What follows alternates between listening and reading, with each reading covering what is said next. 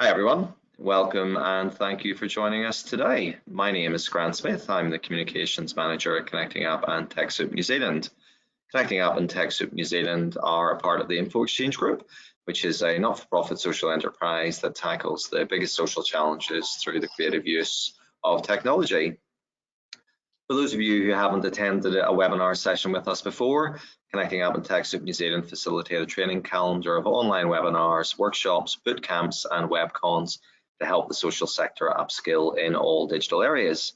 Please do check out our training and education menu on our website for more events coming up soon. Today, I'm excited to welcome you to join our webinar, which is titled How the Microsoft Modern Workplace Can Transform Your Organization, the Non-Technical Story. Today's webinar will be presented by Conan Daly. Conan is the General Manager of the IT Team Limited, which is a New Zealand-based, born in the cloud managed service provider. For almost a decade, Conan and his team have worked alongside many commercial and non-profit organizations, supporting them in their migration to the cloud and their adoption of Office 365 technologies. Before we begin a small bit of housekeeping. All lines are muted, so if you have any technical issues, please type those into the questions box in your webinar panel and I will be able to assist you. If you have any questions during the session for Conan, please also type those into the questions box and Conan will answer them by the end of the webinar. We really encourage you to ask as many questions as you can think of throughout the session to make this as interactive as possible. No question is too silly and your comments and questions will not appear to the entire group, even if they are a bit silly. So if you're on a Wi-Fi connection and have multiple programs open, this can sometimes affect the quality of the audio and video of the webinar. Generally, if there is a problem, it will be to do with your bandwidth. So do try to close things down first before you panic. And if all else fails, relaunch the webinar. If that doesn't work, please shout out through the questions. Please note the webinar is being recorded and you'll get a link to the recording and the slides within 2 business days. Finally, I'd like to remind you there will be a short survey at the end of the webinar, which I hope you can complete to help us continue improving our program. And that's it from me. So I'll now hand you over to Conan. Thanks, Grant. Appreciate it.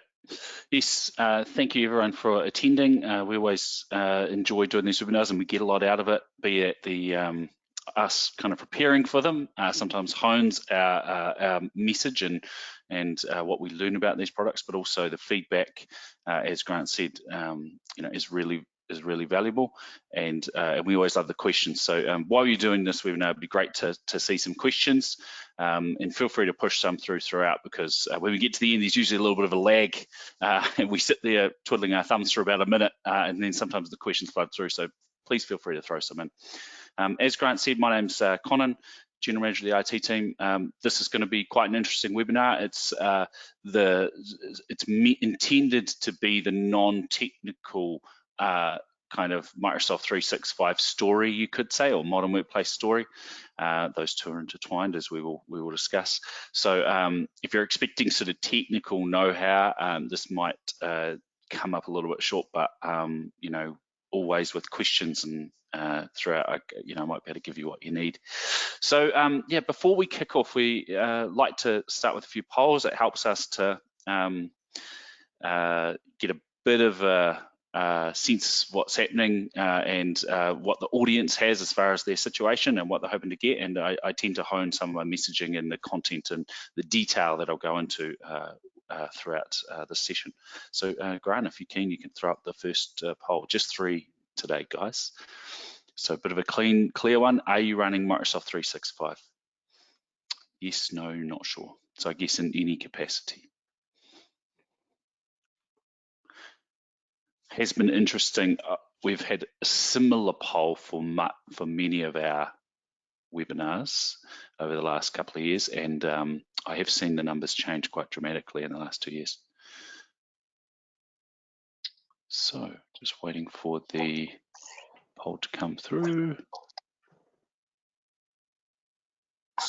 So that's 93% for yes and 7% for not sure, and nobody didn't know, Conan. That's good. That's good. So 93%. That's incredible. I think one of the early COVID webinars we did, we asked, when we first started doing polls, or maybe it was later on there, And I think it was around 50-50, which we were kind of happy with at the time. But it just shows people the organizations that are within Connecting Up are generally getting further and further along this path, which is great.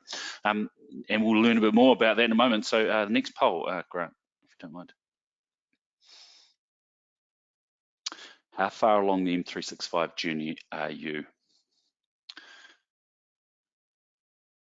So if you've just got Office, it's just powering the Office software, then you can probably just click Not Started.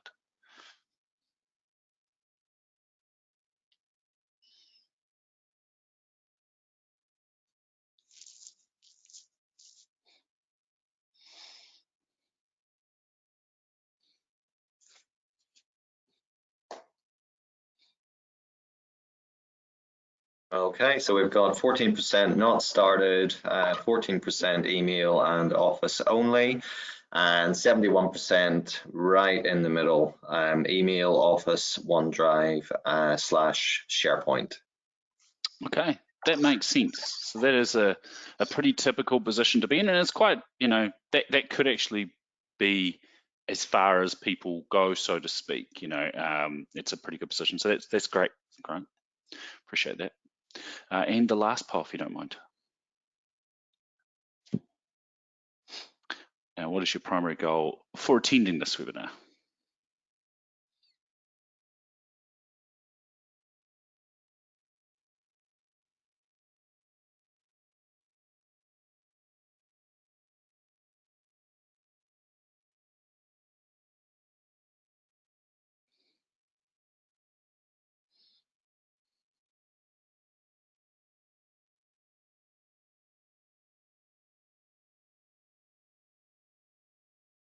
Okay, so we got 36% want to understand what the modern workplace is. Half of the audience wants to get ideas for the next step they need to take, and 14% are here for the mysterious something else. Okay, that's good. If that's 50%, then I'm always a bit worried.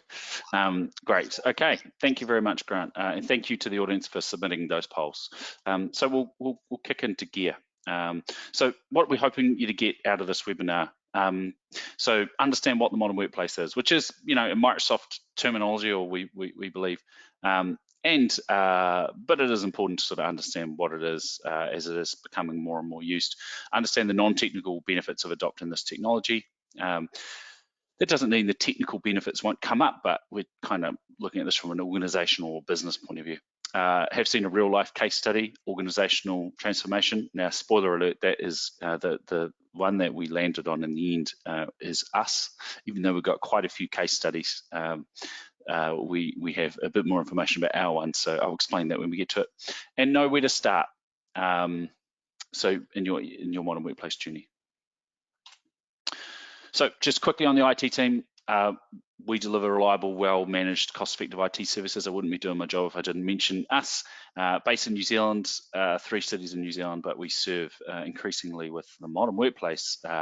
Mobility and delivery of services is becoming less geographically oriented, so we deliver to New Zealand, Australia, remotely, etc. Obviously, I should say not-for-profits or non-government organisations are the majority of, or at least make up the largest vertical in our customer base, so we're reasonably au fait with this industry. Now, what is the Microsoft Modern Workplace? There's a few definitions here. I've got about 4 different slides which are in one way, shape or form covering this, but this is Microsoft's definition or Microsoft's, what they believe is the elements. So collaborative tools, modern IT, the unified communications, which is a big one, as opposed to having disparate communication methods.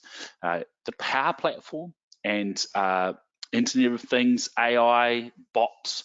So that is really the sort of cutting edge as far as automation, and we'll touch on that. And those do relate a lot to the Power Platform. Now, of those 5 segments, Internet of Things, AI is not something that's probably the least common element of what we do, but I can touch on it a bit later. So what is it? I'm going to do a little bit of reading here. So modern workplace is an operational setup which has been professionally designed to meet both the physical and technology needs of both your business or organization, in this instance, and its employees. Modern workplace is drives company-wide business transformation by utilizing the latest Microsoft technology to power and streamline business operations and empower employees to do their best work. So these are the tools that kind of make it up, and we'll go through those in a bit of detail. The Microsoft Modern Workplace is one that operates using the suite. So that's the Microsoft Modern Workplace, the suite of M365 technologies and productivity applications that harness the power of the cloud. These are the common characteristics or elements, we would say, of the modern workplace. You could say the benefits. So mobility, mobile workforce, the ability to do everything anywhere is a very important part of it. And obviously it's become very critical as far as with COVID lockdowns, and just the modern way we work has changed a lot in the last 2 years. Productivity oriented. Go back prior to 2 years, well, before a lot of organizations started delving in this, productivity wasn't something that you talked about with your tool suite often. Ease of communication, so that's a very important part, the ability to quickly and easily communicate, and sometimes we have taken that for granted. High collaboration, so the ability to work on the various technologies and data sets and systems in a collaborative way, being able to see what your peers are doing and work at the same time. Ideally gone are the days of sending a document and then needing to wait a day for someone to do their work before you come back and continue. Continual evolution. So it's not as a traditional IT, I guess the traditional IT was, we did a project and then we completed it, and then, a couple of years later we did another one. These tool sets, the icons you're going to see, you see currently at the bottom of the screen, should be changing over time, and you as an organization should be, as something important or valuable comes on stream, if it can benefit you, adopting it and bringing it into your sort of mixture of systems. And that's the thing, it's a continual evolution, which can be exhausting. And the problem with continuous evolution is you don't know, it's very hard to know where you're at. And then security centric, in the not-for-profit space, there'll be, probably half of our attendees at least will hold more sensitive data than their corporate peers. So security is really important for the modern workplace. So what are the elements of the modern workplace? The easy, obvious one is Exchange Online. Now, as we heard, the majority of the attendees are using Exchange Online. So I don't need to sell it, to be honest, but basically using Exchange Online as opposed to an Exchange server in your office or a system like SmarterMail, it is superior. It allows you to work more easily and do all the things in one location. If you're using POP or IMAP, you can't set your out of office on your phone, and those types of things. And I think Exchange is continually evolving. I learned about a week ago when probably 3 weeks ago when I got COVID, I found out that on my phone using the Exchange app, which I'd suggest you change to if you're not using it, that I could cancel with one click all meetings that were booked in my calendar, which was great. So constant evolution, constant learning, and constant development is a key part of the modern workplace, and sharing it with your peers. Next one, Sharepoint and OneDrive. So this is a key part. Your primary source of your documents, be it for the user or the organization. So we sort of see user as OneDrive. It's a little bit more gray, but user as OneDrive and SharePoint as organization or the whole team. Those documents are held in OneDrive and SharePoint. If you have them on a server, if you have them on Dropbox, if you have them in some third-party system somewhere, if you're using OneDrive wrong, and I say wrong, I feel confident to say that, if you've got, we do come across this, people using OneDrive only as their document system, and sort of OneDrive accounts spread amongst people. There's some interesting ways that you can skin a cat a few different ways with 365, and sometimes I think it's fair to say it's not the optimal way. But using these two tools to their fullest enables you to tick off several of those things: full mobility, collaboration, and the ability to communicate on this content. And that's with your team and with the outside world as well. There's a bit descriptive stuff in here, but I'll continue on. Teams. Teams might be underrated. I think it's a big topic, and I've got a few slides throughout that kind of discuss the I guess some of the concerns people have with Teams, and so we will get into that. But ultimately, using Teams to its fullest, which is the channels, using the instant messaging, using the calling, allows a huge degree of organizational mobility, collaboration, and communication. Now, you don't have to use calling, and that's partially because in our side of the world, New Zealand and Australia, the calling function that Microsoft deploys is quite expensive compared to, say, most other phone systems. But it is a possibility. And what the IT team, we use 3CX, it's very powerful. We know that one day we will be using Teams calling. It's just because we want to simplify the number of systems we have. But yeah, so Teams is using Teams fully, and we'll go into that a little bit later, is very powerful. Enterprise mobility and security. This is probably an understated one.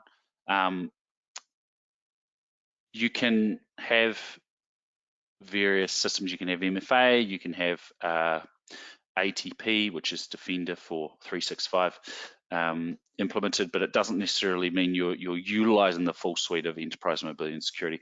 What Microsoft is effectively talking about here is if you're using enough of the tools, enough of the systems in 365, you're not only allowing for a modern workplace environment where you've got staff that can access things from anywhere using their corporate device, but they can access it securely. You've got identity protection, you have the devices secure, you have your mobile devices secure, and all those things. So I think the interesting thing about some of these is there's a sliding scale. So you can use Teams, but it doesn't necessarily mean you're using it as it's intended. And that's effectively what Microsoft's saying. Same with security. You can have a secure system, but you might not be using it to its fullest or as it's intended. Now, sometimes there are good reasons for that. Sometimes it's just not something you can do.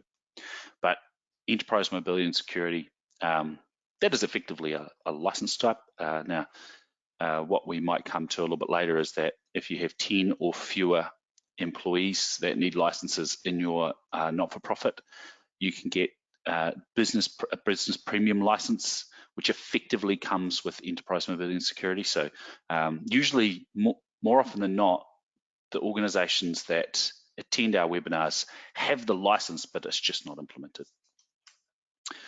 Apps. So Power Apps, Power Automate, Power BI. It's pretty extensive, and we would have to say that at the IT team, along with the Internet of Things and those other items, is something that we still feel that we haven't got the most out of and need to put more time into. What I can say is that Power Automate, using online forms in conjunction with Power Automate, which we have done several webinars over the years on, is a very powerful way to make some improvements in your organization and ultimately be a paperless and allow your team to be distributed while having functioning processes. Now, Power Automate, I usually think that Forms and Power Automate should apply to most organizations, some more than others, depending on the other tools they have. Now, Power BI, some organizations may not have a great need for this, but it is about improving your ability to view and interpret data. You can effectively take a PowerPoint that you might extract from your CMS or CRM and then spend a meeting driving into the data, delving in and understanding what it means in a very visual and an interactive way. There's other functions that regular reports and putting that data to your website or other areas. It is a reasonably popular and powerful tool, and when organizations do start to use it, they tend to love it.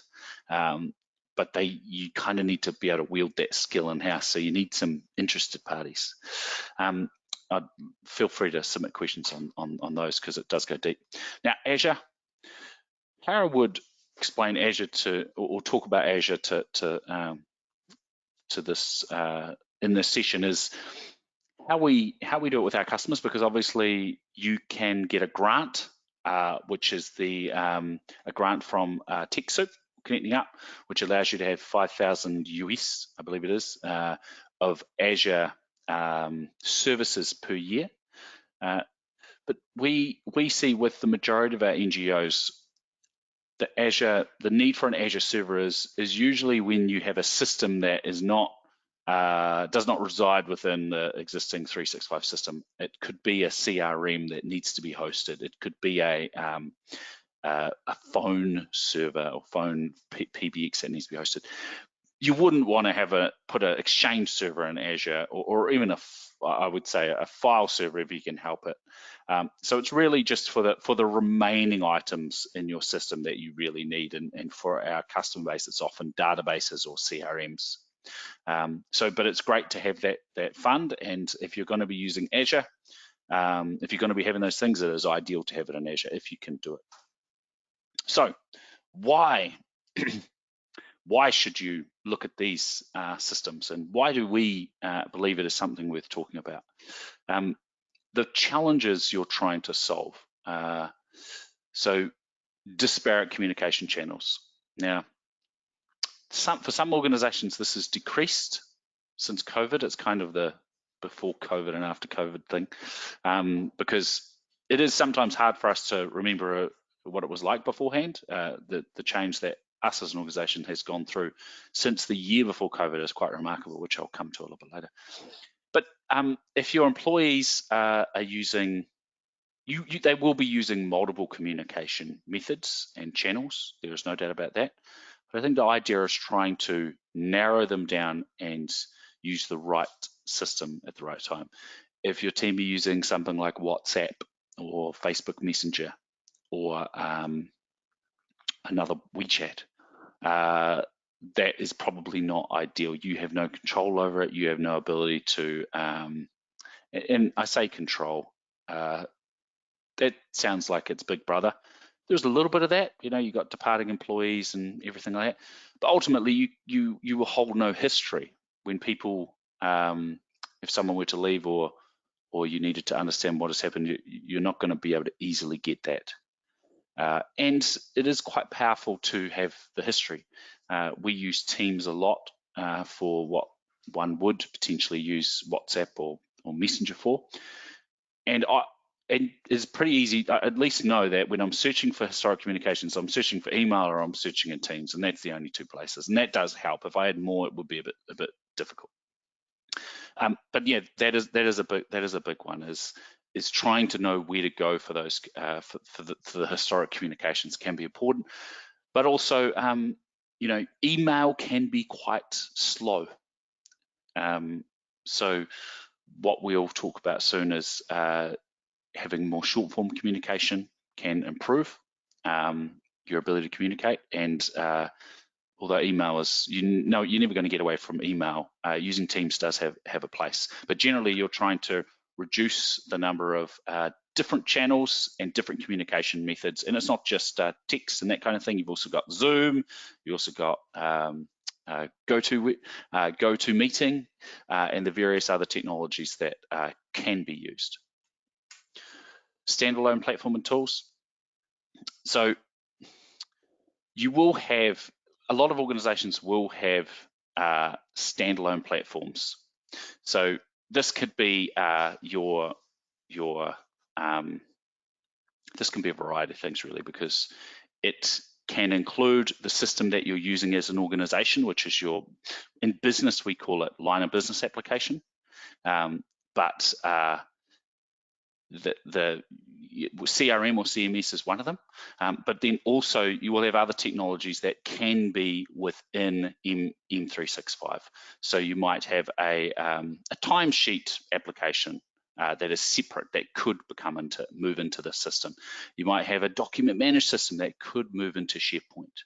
You might have an intranet, a third-party intranet system that could move into SharePoint. Zoom is another example. Continuing on. So data teams and silos. So effectively, if you have, and sometimes this can happen organically, you can have teams that effectively, one team sets up their own communication channel, and it could be a communication area or a system, or it could be within something like Teams. So the ability to try and expand the use of, have one platform for all and open up those silos can be important. We see it all the time. I was talking to a CEO the other day, hopefully she's not attending this webinar. I'm not going to name her, of course. And she said, we use Teams, but no one adds me to anything. And I thought, oh, that's a bit sad. And we hadn't, and their use of Teams had happened organically, and that is part of the Teams journey, no doubt. But she she hadn't gone through that process of opening up and understanding how to use it.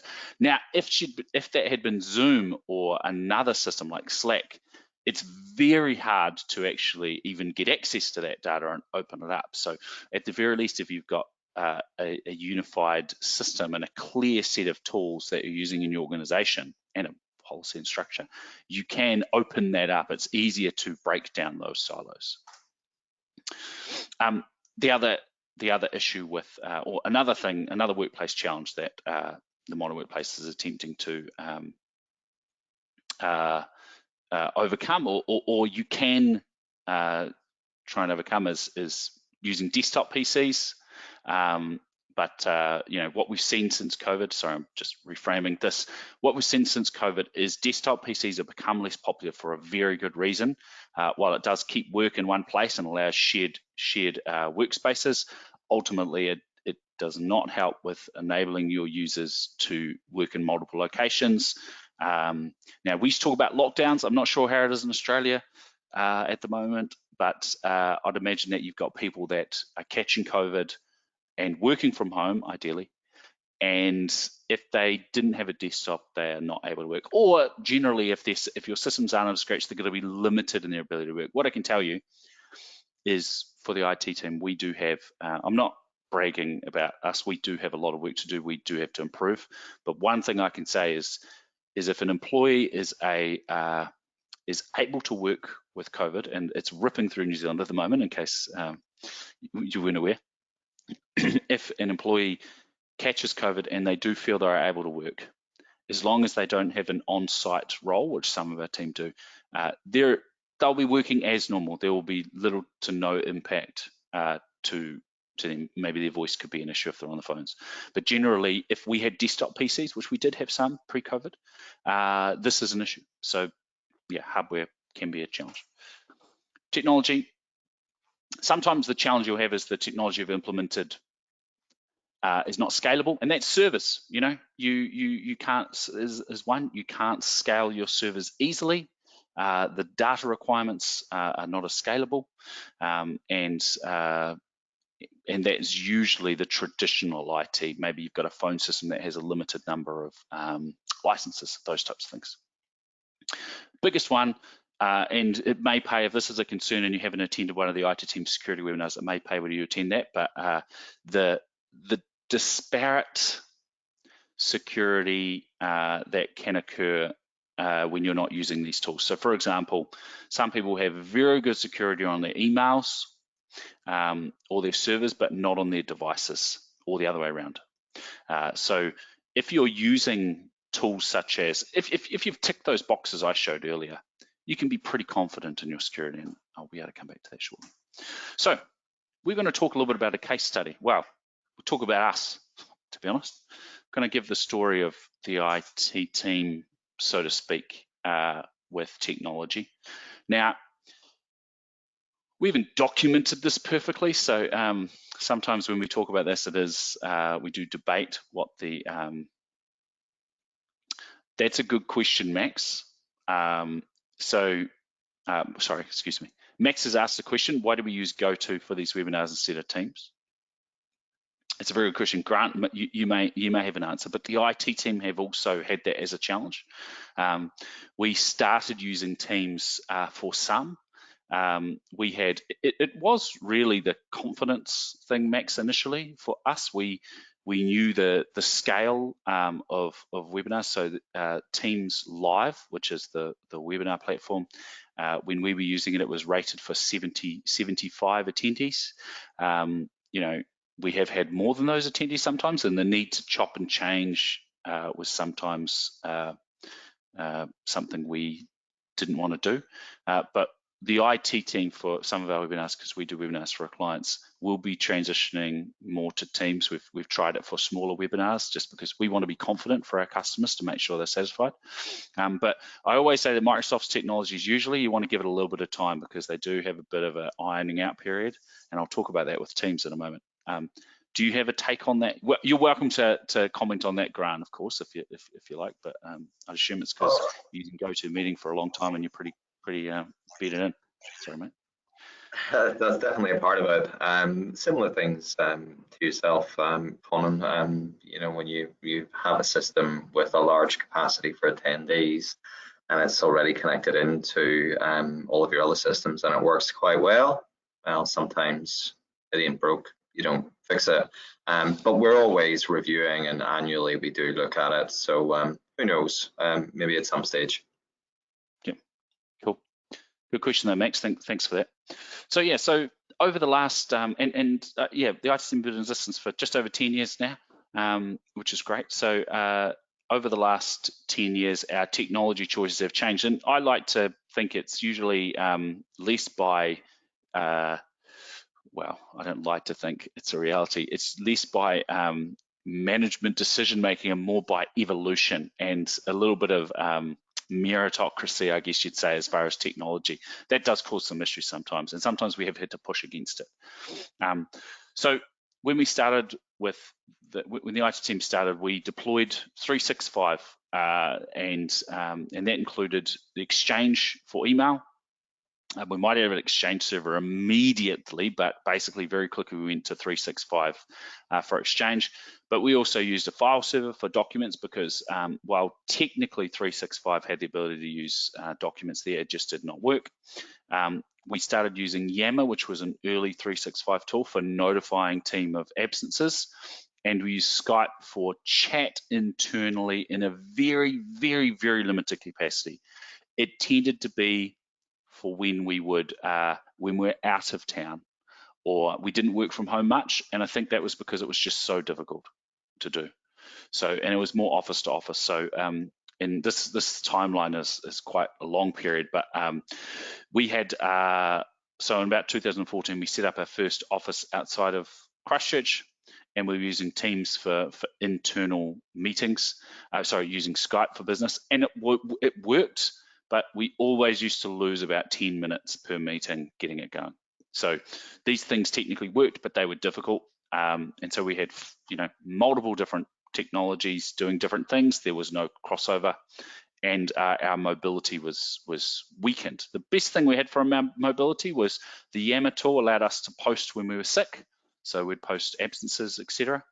And we were able to email from anywhere. So I've got a bit of detail about the Teams journey, which is interesting, but 365 back in the day was not the system it is today. There was a period, probably 2016 to 19, or maybe 2015 to 19, where we were using Dropbox. We attempted to transition to OneDrive and we failed. That was probably in the 2015 to 16 period. It just didn't really work. We loved the ability to co-edit documents at the same time. And sometimes we would use OneDrive specifically for that, but ultimately it just wasn't stable enough. And so we reverted back to Dropbox. The reason we used Dropbox is we needed to be able to have good mobility, and Dropbox did offer that. Now Zoom became a thing in the middle of the decade, and we latched onto it, and it made a massive improvement to our inter-office video calling. And that was the only thing we did with it. We didn't call customers really. It would be very rare. If we had an international customer, we'd probably do a Zoom call, but ultimately it was for when our Dunedin or our Auckland office, which came a little bit later, needed to join our meetings, we would attach them to it. And it wasn't a tremendous experience. It worked, but as always was the issue, the people in the remote locations always had an inferior experience to those in our head office, a significantly inferior experience. So, for example, they'd take 5 minutes to get on the call. In fact, the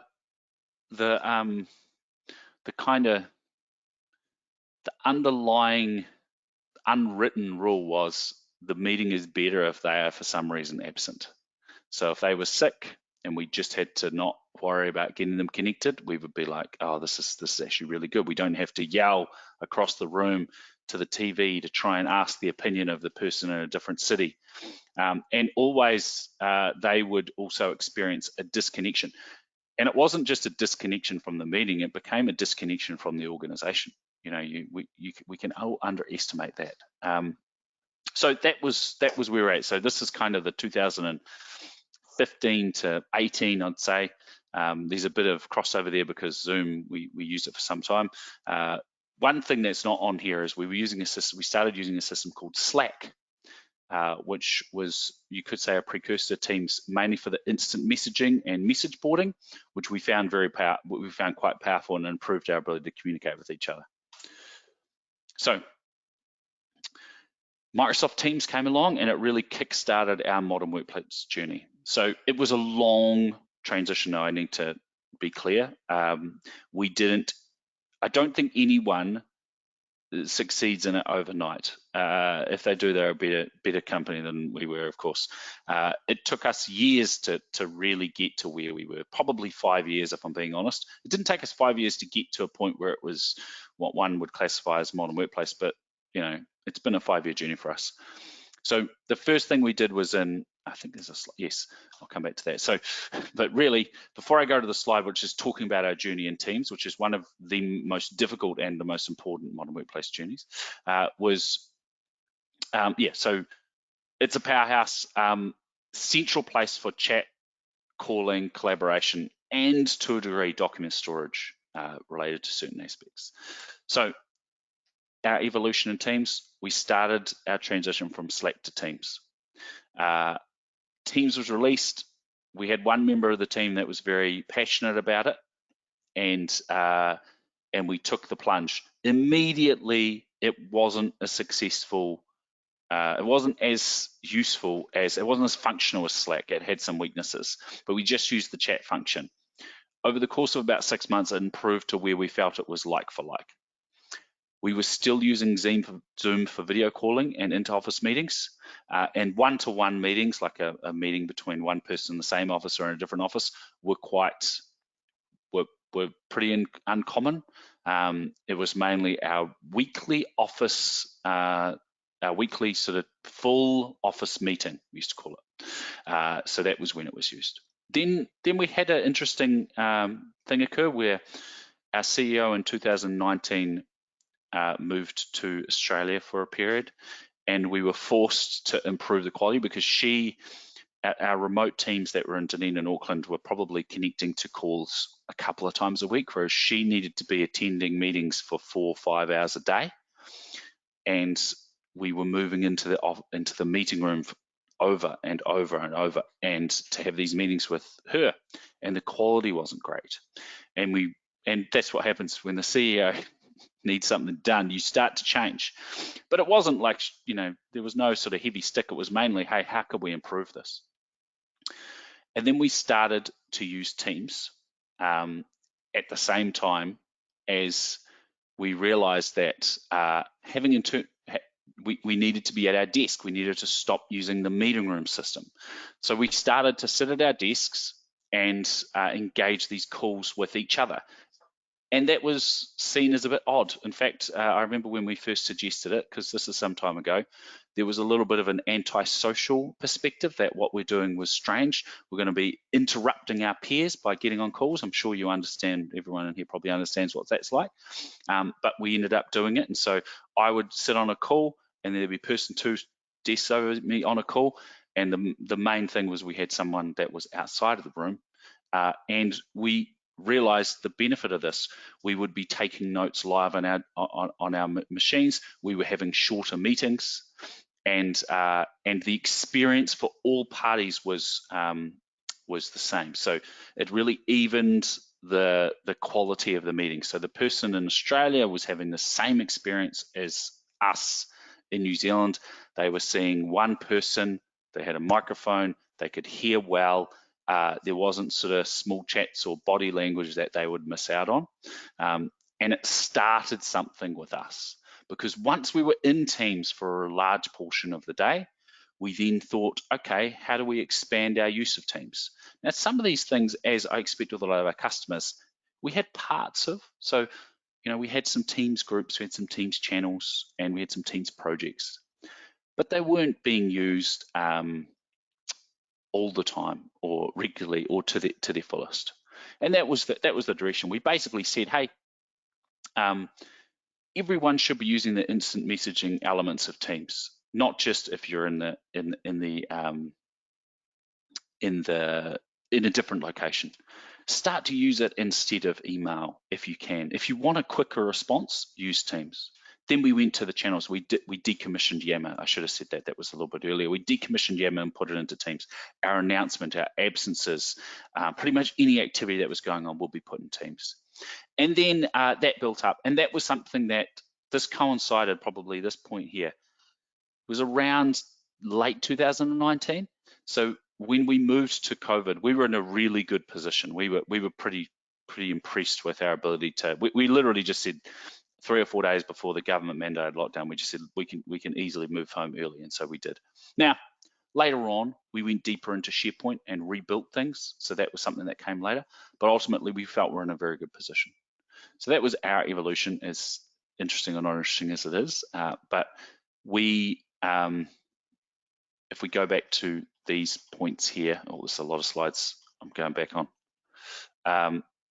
We're ultimately completely mobile. We are often discussing our improved productivity and how to accelerate our productivity, communication, shrinking the length of meetings, those types of things, the fastest note-taking methods and recalling notes for meetings. We have fast and easy communication. It's very clear which communication methods you should use generally. We don't phone each other. I sort of used to check. We don't. So I don't pick up my phone, and that means I've saved a bit of money, and call my team on the cell phone. It's very rare. The only time I do it is if they're not answering and I need to get them on the weekend. We use Teams to call and people answer. We collaborate often, a lot. We have, and sometimes in a semi-crude way. So for example, the use of Sharepoint and OneDrive and Office means that for our leadership meeting, we run through a document that's kind of, we know that Power BI is the next generation for us, a document that we all sort of update and live run through, and it's a live document that we edit and review each day, and that's something we couldn't have done until some of these functions were available.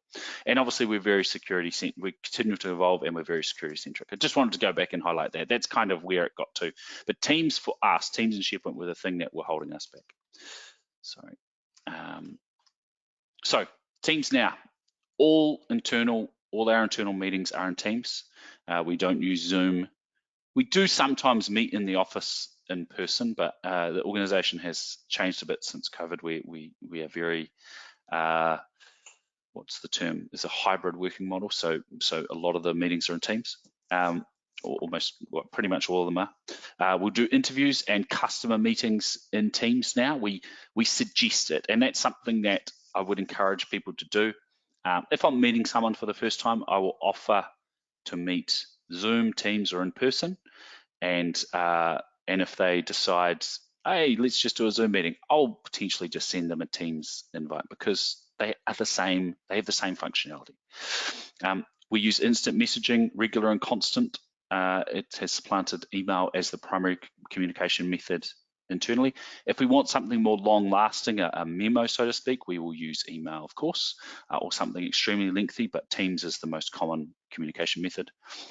We extensively use channels for announcements, conversations, and notifications, and we drive other systems via Teams, polls, forms, etc. Internally. And these are permanent forms like credit cards and that kind of thing. So SharePoint, you know, what came first? I think SharePoint technically came first, but we didn't really get into it as deeply as we ought to because we were using some other systems until we got big into Teams, deep into Teams, I should say. So we merged the organizational team sites. So effectively, our SharePoint and Teams overlap each other, the structure, and that is something that has helped us a lot because it means if we're putting files in Teams, they're going into SharePoint into the right place, and we're putting files in SharePoint, technically they're in Teams in some location. But it allows people to pick and choose how they get access to their data, that data. But as I said before, the collaboration aspects of how we work is probably understated, and sometimes we underrate it. When we're in a meeting, it's very, very common for us to say, so my CEO and I, we spend a lot of time in meetings, too much to be fair, and we often say that, too much time. But if we start to talk about something, an idea, very quickly we will whip up a Word document in a couple of seconds, share it with the other party or pitch it into Teams, and then we'll start to both write in the documents at the same time, and someone might share the screen as well. So there's a lot of screen sharing, a lot of live editing is the way we work, and it took a while for us to get that, you kind of get your mojo in there, and it does need, ideally, the person, the attendee in this meeting, you may be the champion for driving this stuff forward, but once you do start to get the hang of it and it becomes common, then people start to sort of latch onto it a bit. So yeah, that is something we do often. Our paper-based processes were replaced by forms. Some of these needed to be replaced very quickly when COVID hit because we had a feeling we could be out of the office for a bit. This is definitely something that Microsoft increasingly are highlighting as an important modern workplace element, string to the bow.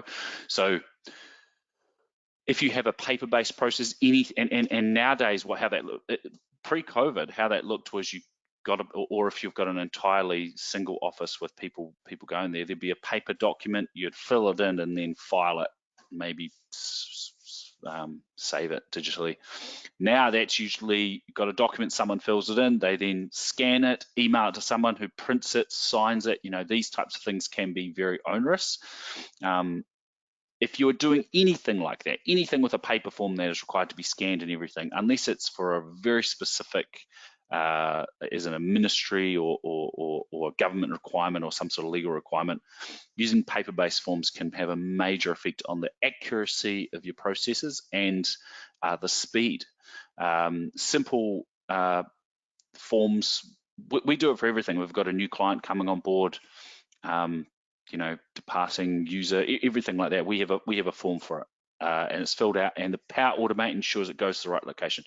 If you need to know more about that, then we do have a webinar on Power Automate, but it is a very powerful tool. And then Planner and To Do. It's not something that I use as well as I ought to, but we do use it quite well for certain sort of processes that we want to have nailed each month, including our billing system, our billing process. So Planner and To Do are really good for project and task management. So the enhanced tool set, effectively, what this is you have sorry, I'm not sure if you noticed, I've forgot to say, my daughter did my nails. There's a bit of sickness in New Zealand, as I said, and there's sickness in my house, and so my pink nails, it's not me, it's my daughter playing about half an hour before the webinar. Anyway, so the enhanced tool set, so the Microsoft Modern Workplace simplified our internal tool set. We shrunk the number of tools we had. it did improve our productivity and reduced our management requirements and our fees.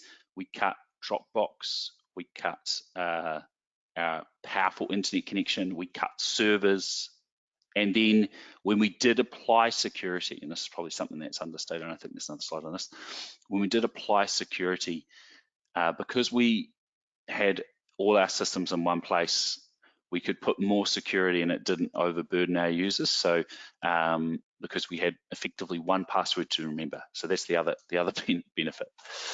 Drawbacks and reservations. These are some of the drawbacks that we do tend to get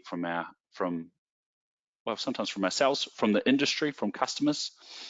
Working remotely limits ability to interact meaningfully. This is completely legitimate concern.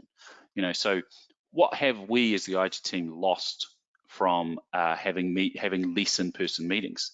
Well, it has been a problem of ours. We have been concerned about the social side of our interaction, and we've had to change some things to improve that. We've had to increase the number of social events we had and social days and everything like that. The repeated sort of outbreaks or variants have sort of caused problems for us, but ultimately it has been something we're mindful of. But I think if you are working well, if you can accomplish everything remotely that you would need to in a meeting room, i.e.